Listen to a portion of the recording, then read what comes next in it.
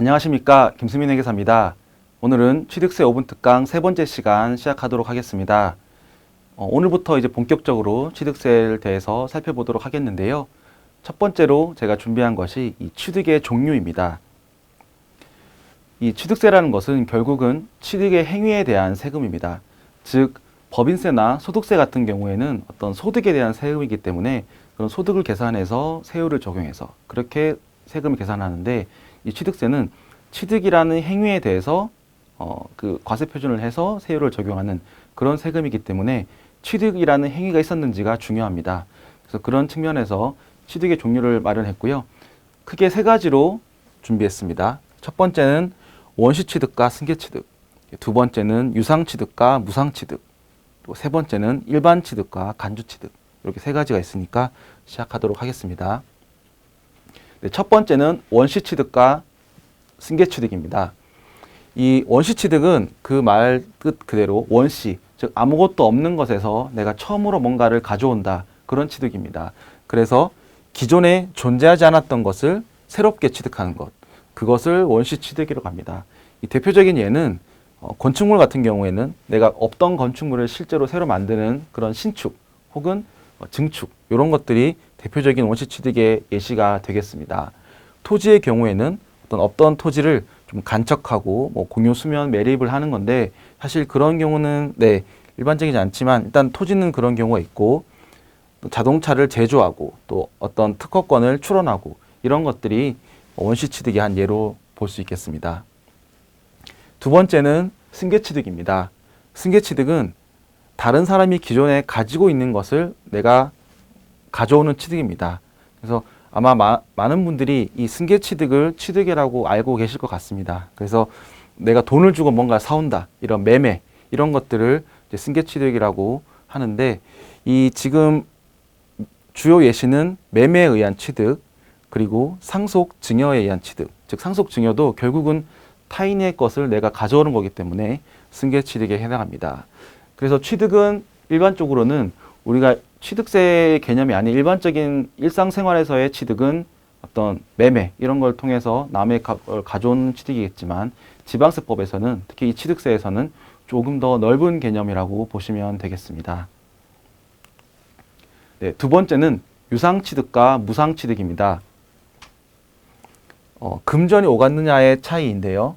이 첫 번째 유상취득은 취득자가 그것을 금전 등 대가를 지급하고 가져오는, 취득하는 것입니다. 그래서 매매가 대표적인 사례입니다. 돈을 주고 남의 것을 사온다는 것. 그리고 이것에 대한 과세 표준은 보통 일반적으로 취득 가격이 되겠습니다. 그리고 무상취득은 취득자가 별도의 대가를 지급하지 않고 취득하는 것입니다. 보통 상속, 증여, 기부 등의 방법이라면 그때 당시에는 돈이 오가는 것이 없습니다. 그렇기 때문에 이런 것들은 돈이 오가지 않기 때문에 무상취득이라고 분류하고 있습니다. 이때 한 가지 주의하실 게 있는데요. 이 무상취득이라고 하더라도 과세 표준이 영원히 되는 것은 아닙니다. 왜냐하면 내가 그 당시에 돈 주고 돈이 오고 간 게 아니기 때문에 뭔가 이 과세 표준이 없는 게 아닌가 생각하실 수 있는데, 그것이 아니라 세법에서는 그런 취득도 역시 취득세를 매겨야 하기 때문에 시가표준액이라는 이런 가격 등 별도로 정한 과세 표준을 정하고 있습니다. 핵심은 이 과세 표준이 영원히 아니라는 것, 그것을 유의하시면 되겠습니다.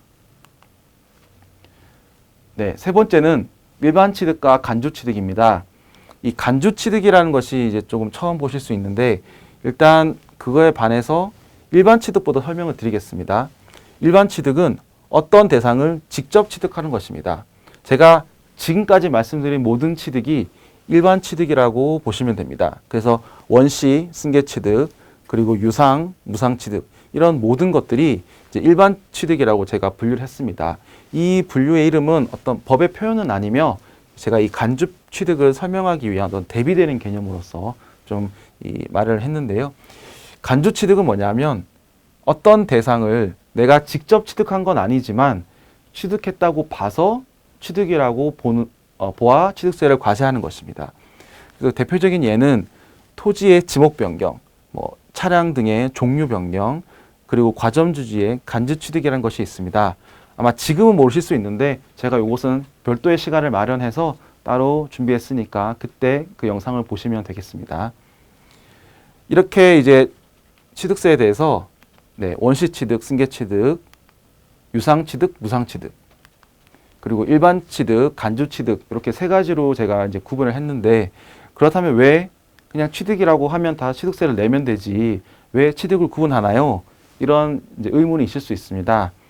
많은 이유가 있지만 제가 두 가지만 말씀을 드리면, 일단 첫 번째는 취득의 종류에 따라서 적용되는 취득세율이 달라질 수 있습니다. 예를 들면 아까 말씀드린 건축물을 내가 신축, 즉 원시 취득한다면 그 세율은 2.8%입니다. 그런데 똑같은 건축물이라고 하더라도 내가 그것을 매매, 즉 승계 취득한다. 그러면 그 세율은 4.0%입니다. 이랬듯이 동일한 대상이라도 이 어떻게 취득하는지에 따라서 세율이 다르기 때문에 이런 측면에서 이 취득의 종류를 구분하는 것이 중요하겠습니다. 두 번째로는 취득의 종류에 따라서 취득의 시기가 달라집니다. 취득세 신고 납부 기한은 취득 시기에서 60일 이내입니다. 그런데 이 취득 시기라는 것이 취득의 종류별로 조금씩 다릅니다.